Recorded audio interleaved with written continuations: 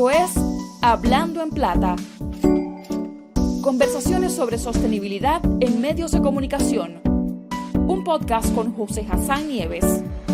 Hola, bienvenida o bienvenido a este espacio que están haciendo. Un sitio donde quiero hablar de alternativas, opciones, iniciativas que creamos los medios en el exilio para impactar en nuestras comunidades de destino, en nuestras audiencias, en nuestros países originarios. Este programa es posible gracias al apoyo y los conocimientos que he adquirido durante un año como parte del Executive Program in News Innovation and Leadership de la Universidad CUNY de Nueva York y también de mi condición de Knight Fellow del International Center for Journalists durante este año 2024 hasta 2025. En ambos casos he puesto la sostenibilidad de los medios en el exilio como el tema central de mi trabajo, porque esa es una de las cosas que más me mantiene despierto en la noche. Pensar cómo somos posibles de llegar al próximo mes, de garantizar el salario, los ingresos de todo el equipo, los recursos para innovar y plantearnos nuevas maneras de llegar y servir a nuestras comunidades y además crecer. De eso estaremos hablando en Plata. Quizás conviene empezar por una definición de qué es un medio en el exilio, qué vamos a entender por medio en el exilio. He estado revisando algunos estudios, análisis, artículos. Encontré definiciones interesantes que se hicieron sobre el año 2018 por parte de organizaciones como Free Press Unlimited, donde hablaba de que un medio en el exilio es aquel que ha sido forzado a abandonar su país o se ha instalado completamente en el exterior para servir a su país. Un estudio reciente de Internews hablaba de que son organizaciones, los medios en el exilio, que operan parcial o totalmente fuera de sus países, pero con el foco principal en las audiencias del país original. Este concepto me parece más cercano a lo que en mi propia experiencia he visto como un medio en el exilio, que son medios que se parecen a medios transnacionales, que operan en realidades transnacionales, que operan desde distintos países, y son medios también que se parecen en sus operaciones y maneras de funcionar a medios diaspóricos, medios que sirven desde la diáspora a sus países de origen, pero que no han sido obligados por una situación política, por el creciente acto de represión que gobiernos autoritarios emprenden contra la prensa, a refugiarse en otros lugares. Pero, como digo, los retos que tienen los medios en el exilio son comunes a ese otro tipo de medios y de los aprendizajes que tenemos se puede beber en las dos direcciones. Este aprendizaje de lo colectivo es algo que particularmente he visto y vivido con mucho interés en los últimos años, en que el tema de la sostenibilidad de los medios en el exilio se ha vuelto para mí un tema cardinal. He podido estar en lugares conversando con colegas venezolanos, nicaragüenses, con colegas de otras regiones del mundo y encontramos que hemos pasado, en muchos casos, caminos muy similares para llegar al punto donde estamos. Sin embargo, lo hemos hecho casi siempre solos o con muy poco apoyo o con menos información. Hemos empleado todos muchísimo tiempo, recursos, dinero en encontrar soluciones para nuestra manera de operar. Sin embargo, pudiéramos haber ahorrado algo de eso si tuviéramos los recursos a la mano.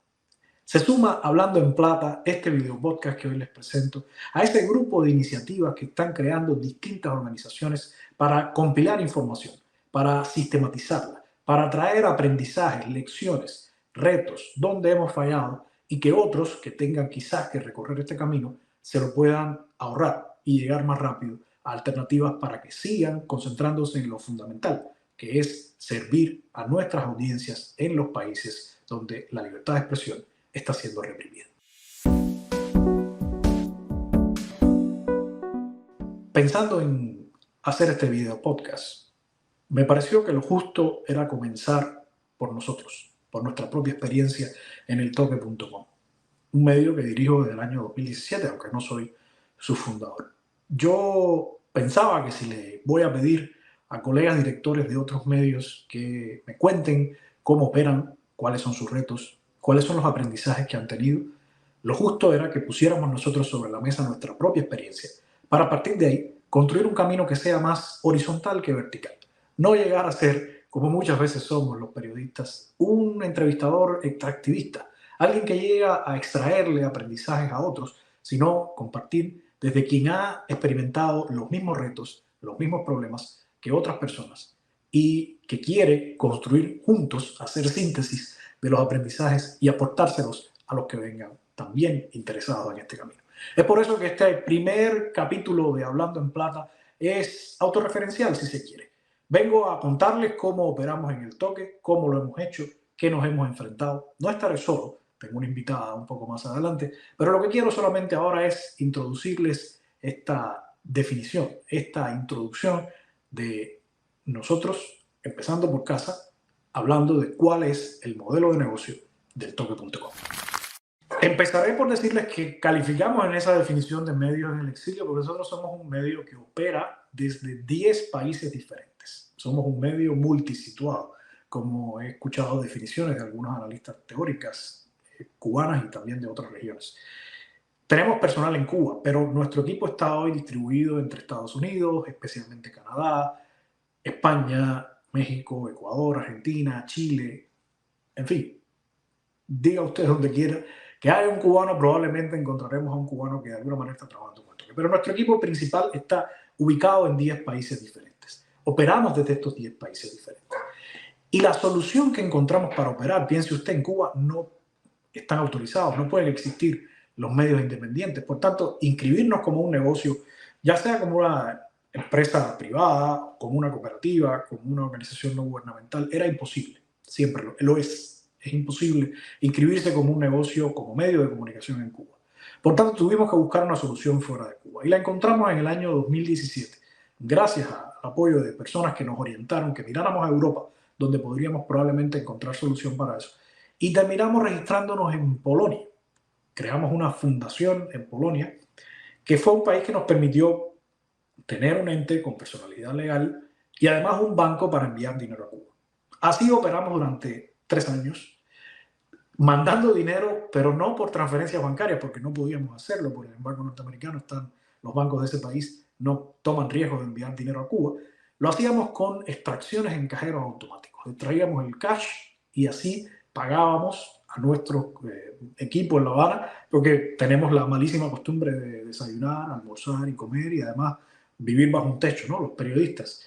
Y esos recursos que conseguíamos en aquel momento 100% a partir de grants, subvenciones que organizaciones destinan al apoyo de la libertad de expresión, el incremento del espacio cívico en sociedades cerradas, el fortalecimiento de medios independientes que cubran la función de ampliar el acceso a información de calidad, los debates en las sociedades civiles, especialmente en dictaduras como la cubana, pues encontramos que ese era el camino para operar. Recuerdo que dije al principio de 2017, cuando me encargué del medio, es porque en ese momento la organización holandesa que había creado el medio nos decidió no continuar con el proyecto cubano. El toque nació de la mano de una organización no gubernamental holandesa, pero en ese año ellos cambiaron su foco, decidieron atender a otras regiones geográficas de mayor interés para ellos.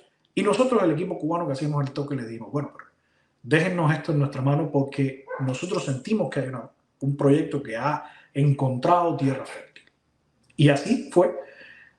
Nos quedamos sin la única fuente de financiamiento que teníamos en ese momento. Nos lanzamos a crear nuestra propia organización. Estuvimos 8 meses sin ninguna fuente de financiamiento hasta que apareció el primer grant que fuimos capaces de asegurar haciendo lo que implican los grants. Como modelo de negocio, quien está viéndome sabe que un grant implica muchísimo trabajo de cultivo de la relación con el donante, pero además siempre tiene el reto de que responde a determinadas líneas de trabajo, son muy competitivos, por tanto requieren que uno desarrolle una propuesta que capte la atención y pueda demostrar que lo puede implementar y además pueda demostrar que tiene impacto lo que hace. Cuando digo que son muy competitivos es porque los grants tampoco son suficientes. Pudiera parecer mucho dinero disponible, pero la realidad es que es muy insuficiente el dinero disponible para la prensa, especialmente el ejercicio de libertad de expresión en el mundo. Y pensemos en un ejemplo en Estados Unidos. Aquí, donde se ha desarrollado todo un movimiento de soporte a medios locales independientes, se está hablando de tratar de conseguir $500 millones para estimular la prensa local independiente, especialmente aquella que cubra vacíos geográficos, temáticos, donde no hay información. Bueno, el presupuesto de un año del New York Times es de $1.000 millones. Así que el dinero que estaría disponible en forma de grants para medios independientes norteamericanos no supera la mitad del presupuesto de un periódico como el New York Times. Dicho esto, recuerdo entonces que efectivamente hay una cantidad de dinero constreñida, cerrada, por la cual compiten distintas propuestas que tienen distintos enfoques con resultados, impactos demostrados. Son proyectos que suelen tomar un año, 2 años a lo sumo, y uno no puede definitivamente, y son muy poco flexibles, en el sentido de que como son proyectos que uno tiene que rendir mucha información sobre su ejecución, proyectos con objetivos, resultados, es auditado, pues tiene uno que mantiene los límites de actividad de una organización muy cerrados. Y nosotros somos una organización innovadora que le gusta estar probando nuevos productos, nuevos enfoques, y el marco de un proyecto como los grants no nos dejaba mucho espacio para experimentar. Es por eso que sentimos que era imprescindible diversificar nuestro modelo de negocio. Y hacia ahí fuimos. Antes de contarles cómo pasamos de un 100% de dependencia de los grants a en este momento, 80% de nuestro financiamiento viniendo de grants y un 20% proveniente de actividades comerciales, quiero dejar algo muy claro. Nadie, nunca, ninguno de estos financiadores ha decidido la línea editorial ni el foco de trabajo de una organización como la nuestra. Es una falacia que los aparatos de propaganda, especialmente como el del gobierno cubano, venezolano u otros, usan. Y esta frase de que el que paga manda, la usan constantemente como manera de deslegitimar el trabajo que hacen los medios independientes. Dicho sea de paso, a los gobiernos de este tipo no les molesta tomar el dinero de los grants, siempre que sean ellos los que lo puedan controlar. Pero cuando un medio independiente accede a este financiamiento, lógicamente ya se convierte en mercenario, en alguien al servicio de alguien más por dinero. No puede ser más falso y una falacia más grande algo como eso. En nuestro caso, lo que hemos decidido siempre es que apostaremos, aplicaremos, trataremos de obtener financiamiento de organizaciones cuyos fondos se destinen a los objetivos que coinciden con nuestros objetivos como organización. Es nuestro interés ampliar el espacio, el acceso a información del pueblo cubano. Quien provea recursos para proyectos de ese tipo es para nosotros un financiador legítimo. No aceptamos dinero de delitos, ni de lavado de dinero, ni de la droga, ni del narcotráfico, redes internacionales de terrorismo, pero este otro tipo de financiamiento que además no condiciona nuestra agenda, porque nuestra agenda la seguimos definiendo nosotros y nuestras prioridades como organización las seguimos definiendo nosotros, es para nosotros una fuente legítima. Me pareció importante explicarlo porque, aunque se dé por hecho, es algo que todavía se discute y se usa mucho para deslegitimar, para atacar la credibilidad de medios como el nuestro, y a nosotros no nos da ningún tipo de vergüenza reconocer que trabajamos con este tipo de financiamiento que proviene de organizaciones no gubernamentales como la que nos creó, RNW Media, que proviene de agencias internacionales de cooperación, que son agencias que tienen los estados que destinan recursos al desarrollo internacional, que provienen de fondos de diplomacia pública, que son fondos que tienen las embajadas de los estados en los determinados países. Y en el caso cubano, algunas embajadas proveen financiamiento, no solo la norteamericana, sino algunas europeas también y de otros países, proveen oportunidades de financiamiento para proyectos que amplíen el espacio cívico en los países de destino, como es el caso de Cuba. Y también tenemos financiamiento de fundaciones privadas, que entre su misión tienen promover el acceso, la democracia, el Estado de Derecho, y para eso el periodismo es un pilar importante. De estos 4 tipos diferentes de financiadores se alimenta la matriz de subvención que nosotros usamos como soporte, ya dije, el 80% de nuestras operaciones actualmente. Pero el otro 20% lo cubrimos con ingresos por actividades comerciales.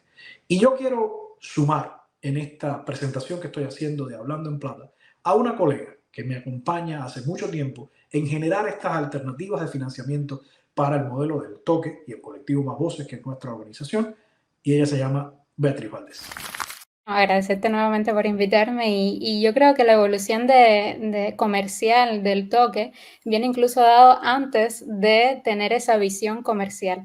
Yo recuerdo cuando en nuestra época de guerrilleros, ¿no? Cuando estábamos en los parques haciendo esa labor periodística en Cuba, que en algunas ocasiones se nos acercaban potenciales clientes, organizaciones, incluso pequeños emprendimientos interesados en que nosotros ofreciéramos algún servicio, ya sea fundamentalmente en el área audiovisual en aquel momento, porque ya empezábamos un poco a destacar en esa área. Y justo fue en ese momento, yo creo, cuando empezamos a cambiar ese chip, y evidentemente estaba acompañado con la necesidad de crecimiento de la organización y de llegar a ser ese reto que teníamos de ser sostenibles, ¿no? Empezamos a cambiar ese chip y a darnos cuenta de que no teníamos por qué salir a buscar nosotros otras capacidades cuando nuestras propias capacidades como equipos podíamos ponerla en función del crecimiento y la sostenibilidad del medio. Y ahí tuvimos la suerte también de contar con el acompañamiento del Fondo Velocidad, que yo creo que marcó un antes y un después en ese cambio de chip, y sobre todo creo que sentó las bases de lo que hoy es nuestra agencia comercial MediaPlus. En aquel momento Catao, que fue como la nombramos. Catao surge, yo creo que con dos sueños fundamentales, ¿no? Por un lado, el lograr ser sostenibles, el poner todas nuestras capacidades en función de este sueño que teníamos de sacar adelante el toque, y por otro lado también de ser parte del país que entendíamos que se estaba construyendo, porque también en aquel tiempo, estoy hablando de 2019, 2020, ya existían emprendimientos en la isla que marcaban también un antes y un después, ¿no? En lo que se podía hacer a nivel creativo, a nivel de comunicación.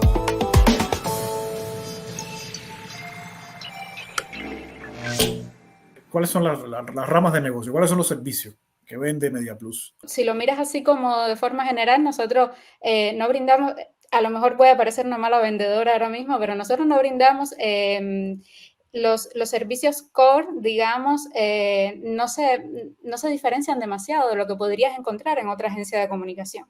Nosotros brindamos servicios de producción audiovisual, videos animados, explainers, servicios de podcast. O sea, a nivel de producción audiovisual tenemos como toda una rama de servicios desarrollados. También tenemos una rama muy fuerte a nivel de diseño, a nivel de tecnología, a nivel de diseño, desarrollo web, de aplicaciones móviles, de bots conversacionales. Ya empezamos a escalar un poco también, porque también ofrecemos servicios asociados al desarrollo de herramientas con inteligencia artificial, y eso ya también, bueno, ahí sí ya nos va como diferenciando un poco más.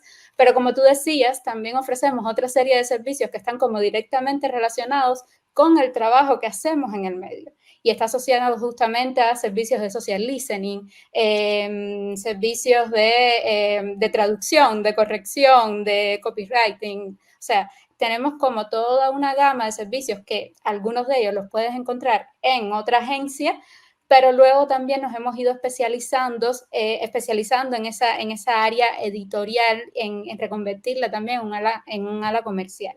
Y aquí sí me gustaría, porque cuando digo quizás son servicios que puedes encontrar en otra agencia de marketing, también siempre me gusta marcar la diferencia, y es que, ok, quizás puedes encontrar producción audiovisual, diseño, desarrollo de sitio web en otra agencia de marketing, pero yo creo que el valor añadido que tenemos nosotros, uno es que por supuesto siempre te voy a decir que lo ofrecemos con la mayor calidad del mundo, pero además creo que algo que nos diferencia también es el hecho de saber que el 100% de los beneficios que nosotros generamos se redirigen íntegramente a la sostenibilidad de un medio que aboga por la libertad de expresión y por el desarrollo de una sociedad más justa para todos los cubanos, tanto dentro como fuera de Cuba. Entonces yo creo que ahí, además, siempre acompañado con la calidad de los servicios que ofrecemos, pero creo que ahí justamente está nuestra propuesta de valor.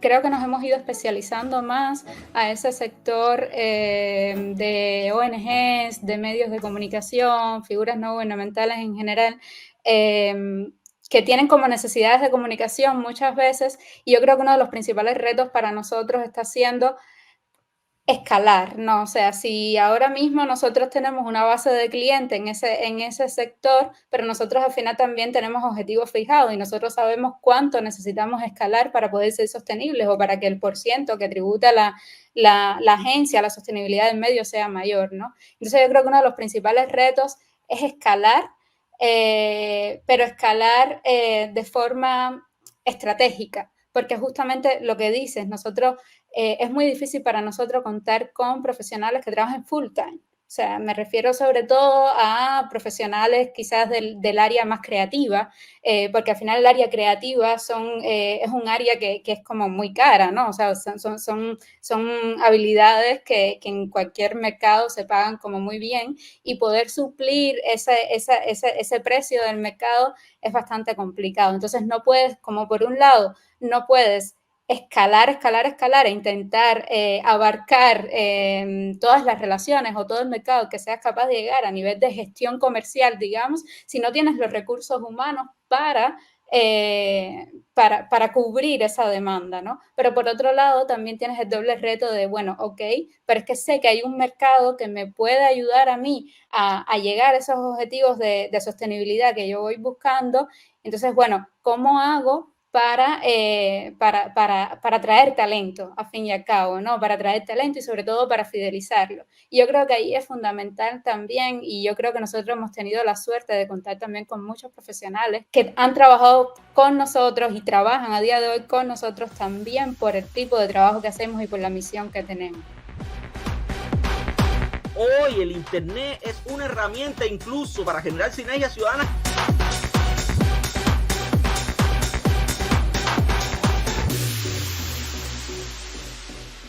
Yo creo que nosotros también, si algo nos ha funcionado en los últimos meses, es darnos cuenta que tenemos una comunidad maravillosa.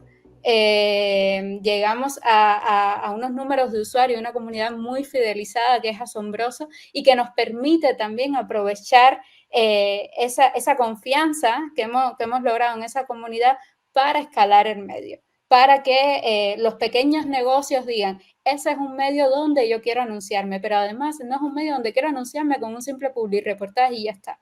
Yo quiero aportar contenido de valor, yo quiero patrocinar contenido sin interferir en su agenda editorial, simplemente porque quiero apoyar el periodismo que hacen. Y yo creo que esa es una línea de trabajo que nosotros ahora, de hecho, estamos trabajando muy fuertemente y que he visto, al menos desde a día de hoy, ¿no? Junio de 2024, creo que pinta muy bien como una estrategia también tanto comercial como para lograr ese matrimonio que nosotros queremos, ¿no? Entre lo comercial y lo editorial, y sin faltar nunca, evidentemente, a la rigurosidad periodística que yo creo que nos caracteriza. Habiéndoles conversado con Betty en esa pequeña entrevista que les pude hacer en otro momento y que he sumado a esta introducción para Hablando en Plata, solamente me queda agregarles algo más. Una tercera vía, además de el grant propiamente enfocado en nosotros como organización estructurada, como medio de prensa, en los ingresos por actividad comercial que obtenemos a partir de convertir en fuente de ingresos todas las áreas de nuestra organización y también estimular el contenido patrocinado, ese tipo de productos que estamos nosotros empezando a experimentar. Una tercera vía de soporte que hemos encontrado y que nos parece muy interesante es la de convertirnos en sombrilla y en soporte del ecosistema de medios, en nuestro caso el cubano, pero pueden ser de otros ecosistemas también. ¿Qué hemos visto? Que es una realidad además que se repite en otros proyectos de otros países y que son especialmente exiliados. En el mismo ecosistema pueden haber algunos medios u organizaciones más desarrolladas que tienen, digamos, una estructura de monitoreo de los impactos más clara, que les informa los reportes que tienen que entregar a los donantes, que tienen estructuras de control contable y financiero mucho mejor estructuradas que otras organizaciones más pequeñas, que tienen capacidades incluso para hacer formaciones, para transmitir know-how y conocimiento y entrenamientos a otros que están empezando en el oficio del periodismo independiente. Estos medios se pueden convertir en aliados muy importantes para organizaciones que están interesadas en trabajar en ese ecosistema en particular. Nosotros en la solución que hemos creado, la organización que en su momento en Polonia se llamaba Fundación Colectivo Más Voces, y desde que la tenemos registrada como una non-profit libre de impuestos en los Estados Unidos bajo el nombre de Más Voces Foundation, además de nuestro brazo comercial Media Plus Experience, nos hemos dado cuenta de que podemos servirle a varias de estas organizaciones como un socio confiable en el ecosistema. Y nos anima mucho que así sea, porque podemos desplegar iniciativas que son de entrenamiento, de creación de capacidades, no solo de medios independientes, sino también de actores independientes, youtubers, podcasters, otro tipo de creadores de este tipo que están ocupando una gran relevancia en el espectro de comunicación que recibe el pueblo cubano y otros países. Y nosotros transferimos capacidades, creamos nuevas capacidades, facilitamos el acceso a fondos, porque siempre creamos nuestra organización con la conciencia de que la solución que encontráramos tenía que servirle al toque, pero no solo al toque, sino a otros medios también independientes, que fuera una sombrilla, que fuera una incubadora, que fuera una aceleradora. Esa filosofía se está convirtiendo también en una fuente de generación de ingresos, porque hacemos alianzas, partnerships con organizaciones que necesitan, que quieren impulsar este tipo de actividades y nosotros obtenemos recursos para poderlas implementar y recursos que nos ayudan también a nuestra sostenibilidad. Así que en resumen, el modelo de sostenibilidad del toque se nutre de 3 vías fundamentales. Los grants directamente destinados al toque, los ingresos comerciales, que son las ganancias de nuestra empresa después de, por supuesto, cubrir sus costos, pagar sus impuestos, que se dedican íntegramente a nutrir los gastos del toque, y los ingresos que también podamos obtener a partir de prestarle servicios de fortalecimiento al ecosistema de medios independientes cubanos.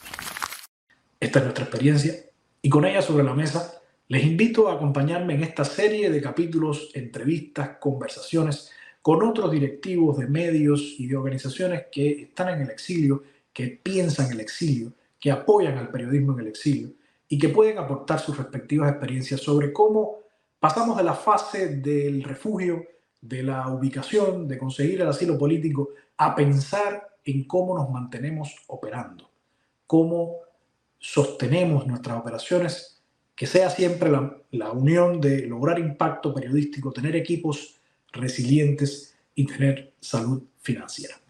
Hacia allí van enfocadas las conversaciones que podrán seguir viendo en este canal, este nuevo video podcast, Hablando en Plata, que hoy tengo la suerte de presentarles.